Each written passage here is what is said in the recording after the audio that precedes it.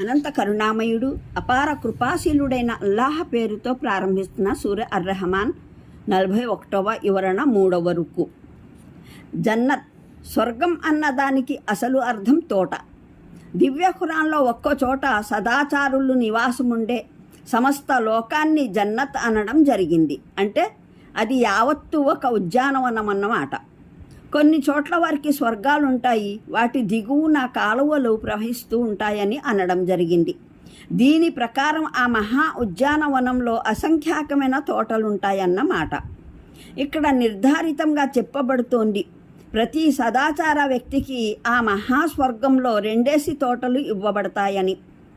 అవి అతనికే ప్రత్యేకం. అందులో అతని స్వంత భవంతులు ఉంటాయి. వాటిలో అతను తన బంధుగణం సేవకుల సమేతంగా రాజఠీవితో నివసిస్తాడు. వాటిలో అతని కొరకు మున్ముందు ప్రస్తావించబడుతున్న వస్తు సామాగ్రి అంతా ఉంటుందన్నమాట. ఇక్కడి నుండి చివరి వరకు ఆలా అన్న పదం వరప్రసాదాలన్న భావంలోనూ సృష్టి మహిమలనే అర్థంలోనూ ప్రయోగించబడింది. ఒక కోణం ఇందులో స్తవనీయ గుణాలన్నది ఇమిడి ఉంది.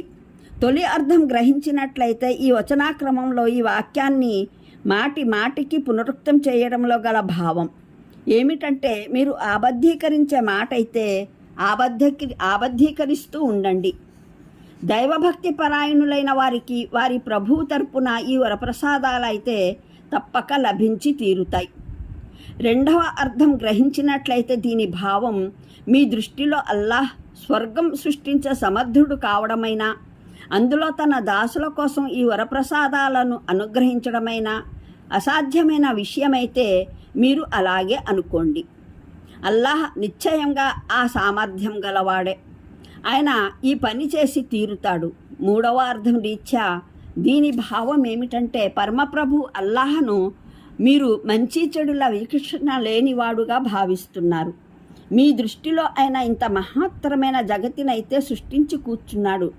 కానీ ఇందులో ఎవరు అత్యాచారం జరిపినా, న్యాయవంతంగా వ్యవహరించినా, సత్యం కొరకు కృషి జరిపినా, మిథ్య కొరకు పోరాడినా, దౌష్టాన్ని వ్యాపింపజేసినా, శుభాన్ని విస్తృతపరిచినా ఆయన దేనిని పట్టించుకోడు. ఆయన అత్యాచారిని శిక్షించడు, పీడితుని మొర వినడు, మంచికి ఇలువనివ్వడు, చెడును కాదనడు. పైగా మీ దృష్టిలో ఆయన అసమర్థుడు కూడా.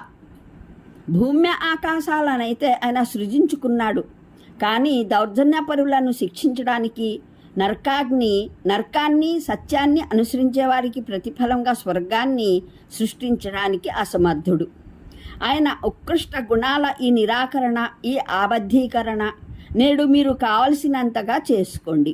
రేపు ఆయన అత్యాచారుల్ని నరకంలో పడవేసినప్పుడు, సత్య కాముకుల్ని స్వర్గంలోని ఈ సకల వరప్రసాదాలను బహుకరించినప్పుడు, అప్పుడు కూడా మీరు ఈ ఉత్కృష్ట గుణాలను ఆబద్ధీకరిస్తారా? దీని భావం ఒకటి, ఉభయ తోటల ఫలాల ఘనత విచిత్రమైనదై ఉంటుంది. ఒక తోటలో వెళ్ళగా ఒక గొప్పదనమున్న ఫలాలు దాని కొమ్మల నిండా ఉంటాయి. రెండవ తోటలోకి వెళ్ళగా దాని ఫలాల ఘనత మరో విధంగానే ఉంటుంది. మరో భావం ఇది సాధ్యమే. వీటిలో ప్రతి తోటలోనూ ఒక రకానికి చెందిన పండ్లు ప్రసిద్ధమైనవి ఉంటాయి. అవి అతనికి ప్రపంచంలోనూ పరిచయమైనవే. అయినా ప్రపంచ ఫలాల కన్నా రుచిలో ఎంతగానో ఉత్కృష్టమైనవి అయి ఉంటాయి. మరో రకానికి చెందిన పండ్లు అనన్యమైనవి అయి ఉంటాయి. వాటిని గురించి అతను ప్రపంచంలోనూ కలలో కూడా ఊహించి ఉండడు. అంటే వాటి లోపలి వస్త్రాలు ఇంత గొప్పవైనప్పుడు ఊహించుకోవచ్చు, వాటిపై గలేబులు ఎంత ఘనమైనవి అయి ఉంటాయో. ఇది స్త్రీలోని మౌలికమైన విశేషత. ఆమె సిగ్గులేనిది, బరి తెగించినది కారాదు, చూపులో బిడియం కలదై ఉండాలి. అందుకే పరమప్రభువు స్వర్గ వరప్రసాదాల మధ్య స్త్రీలను గురించి ప్రస్తావిస్తూ ప్రప్రథమంగా వారి అందచందాలను కాదు, వారి వ్రీఢాగుణాన్ని, శీల శ్రేష్టతను కొనియాడాడు. సుందరాంగులైతే మిశ్రమ క్లబ్బుల్లోనూ సినీ బొమ్మరిళ్లలోనూ ప్రోగవుతారు. సౌందర్యరాశుల పోటీలలోనైతే అందగత్తెలు ఒకరిని మించి మరొకరు ఎన్నికై వస్తారు. అయితే వారి పట్ల ఆసక్తి కనిబర్చేవారు హేయమైన అభిరుచి, నీచమైన మనస్తత్వం గల వ్యక్తులే కాగలరు. సౌజన్యశీలుడైన ఏ మనిషికైనా ఆ సౌందర్యం ఆకర్షించరు. అది ప్రతి నీచ దృష్టిని ఆహ్వానించేందుకు, ప్రతి ఆలింగనాన్ని అలంకరించేందుకు సిద్ధమవుతుంది. దీని భావం ప్రపంచ జీవితంలోని ఏ స్త్రీ అయినా కన్యగా మరణించినా, లేదా ఎవరి భార్యగా మరణించినా, యువతిగా మరణించినా, వృద్ధురాలై ప్రపంచాన్ని వీడిపోయినా, పరలోకంలో ఈ సదాచారిణులైన మహిళలందరూ స్వర్గప్రవేశం చేసినప్పుడు యువతులుగా, కన్యలుగా చేయబడతారు. అక్కడ వారిలో ఏ మహిళనైనా, ఏ సత్పురుషునికైనా జీవన సహచారిణిగా చేసినట్లయితే స్వర్గంలో ఆమె తన ఈ భర్తకు ముందు మరెవరికీ సహచర్యం ఇచ్చి ఉండదు. ఈ ఆయత్ ద్వారా స్వర్గంలోకి సదాచారులైన మానవుల్లానే సదాచారులైన జిన్నులు ప్రవేశిస్తారు అని తెలుస్తోంది. మానవ పురుషులకు మానవ స్త్రీలు ఉన్నట్లే జిన్ను పురుషులకు జిన్ను స్త్రీలు ఉంటారు. ఇద్దరి సహచర్యానికి వారి వారి సహరాసుల జతలే ఉంటాయి. వారి జతను అపరాశి సృష్టితాలతో వారు సహజంగా అపరిచితులైన వారితో కలవడం అంటూ జరగదు. ఆయట్లోని పదాలు వారిని ఈ స్వర్గవాసులకు ముందు మరే మానవుడు జిన్ను ముట్టుకొని ఉండడు అన్న వాటికి భావం, అక్కడ స్త్రీలు కేవలం మానవ రాశికి చెందినవారే ఉంటారని, వారిని వారి భర్తలకు ముందు మరే మానవుడు లేదా జిన్ను ముట్టుకొని ఉండడు అన్నది కాదు. దీని అసలు భావం ఏమిటంటే, అక్కడ జిన్నులు, మానవులు, ఉభయ రాసుల స్త్రీలు ఉంటారు. అందరూ క్రీడావతులు, అస్పృశ్యలైన వారు. ఏ జిన్ను స్త్రీని ఆమె స్వర్గవాసి అయిన భర్తకు ముందు మరో జిన్ను పురుషుడు ముట్టుకొని ఉండడు. అలాగే ఏ మానవ స్త్రీతోనూ ఆమె స్వర్గవాసి భర్తకు ముందు ఏ మానవ పురుషుడు సంబంధం పెట్టుకొని ఉండడు. ఇది ఎలా సాధ్యం?